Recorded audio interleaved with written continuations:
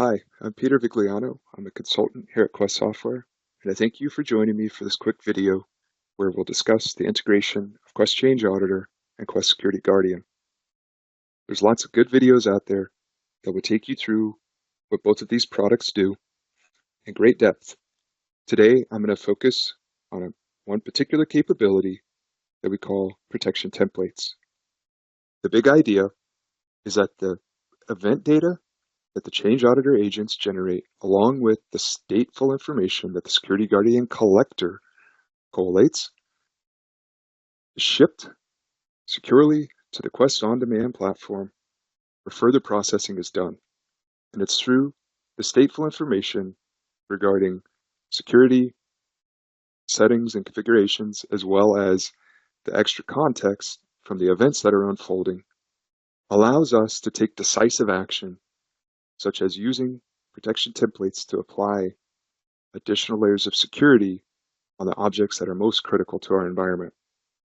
Today, we're going to take a look at GPOs, but keep in mind that user, group, and system accounts, as well as the Active Directory database, are also available for protection by Change Auditor. As we transition now to the Quest on-demand platform, inside of the Security Blade and on the dashboard, we'll find that we're met with a lot of great information that gives us, with a single glance, an idea of our security posture and any and all critical findings that deserve our attention immediately. We'll see the health of our two collectors and our ability then to take action as well. Let's transition away from the dashboard into the findings so that we get a sense of the types of information that we would be presented when looking through the lens of group policy. We'll see that there are a couple of different kinds of findings, those which are referenced to techniques and tactics as defined in the MITRE ATT&CK framework, and those which are pertaining to hygiene or the state of being. This is this more stateful information regarding the settings and the configurations that could necessarily provide a toehold or a wide open door for an adversary. In addition, we'll show you any and all Tier 0 objects that are being identified, added into the calculations. If we look at one of these findings in more depth, we'll understand here, in this case, Tier 0 group policy object changes. Without the added context of the Change Auditor event data, it may be difficult for us to determine whether or not any of the objects that have made their way onto the offenders list were being affected by unsanctioned changes or not. It's important for us to get our heads around that, so we always have the ability to dive in and review any related activities associated with this finding.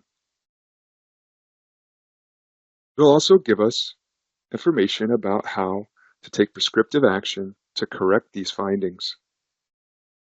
In our case, we understand that group policies are necessary and powerful. And if you don't have a dedicated policy governance engine, the combination of Security Guardian and Change Auditor can provide protection and security well above that which is available natively. So as we look at our group policies that are available in our environment, we'll find that we have 3, all of which have been certified, meaning that a human being has validated that these objects deserve to be in this list, being protected, having their settings and the change requests all audited to ensure that configuration drift does not affect us.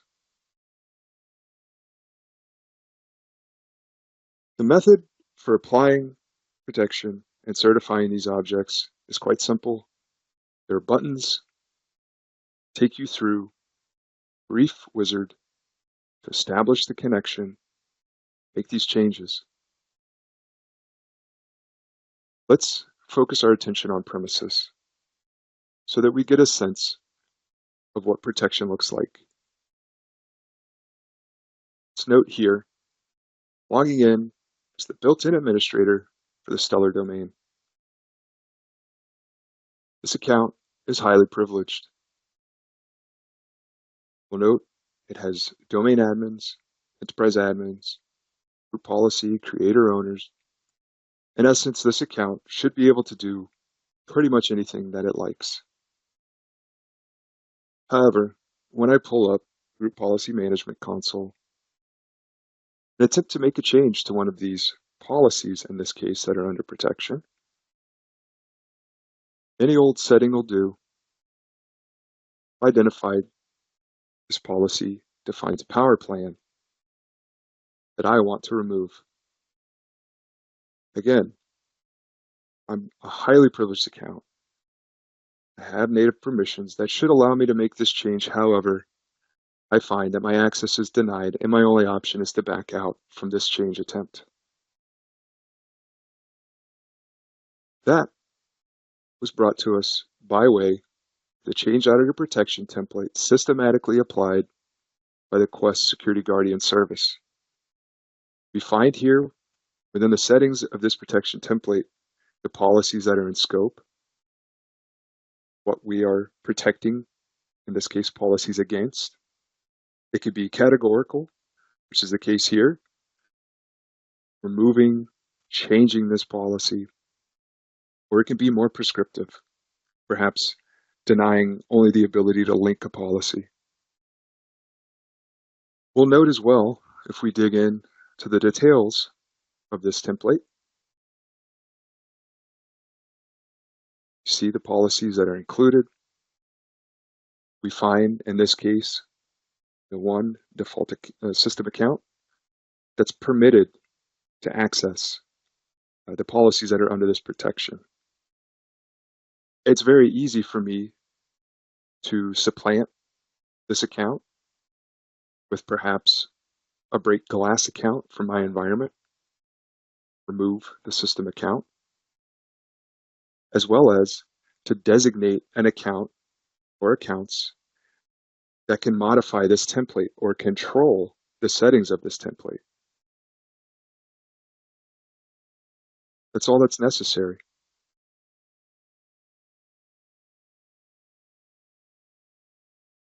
In my case,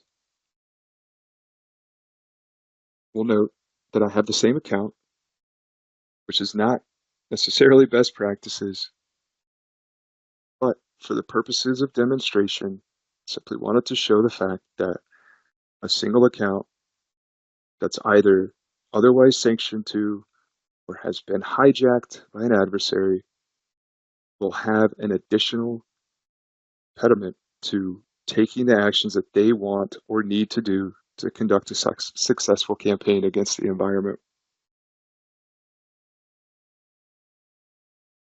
I hope you enjoyed the short video. We'd like to discuss this and other topics in more depth at a later time. Thanks for joining me. Bye-bye.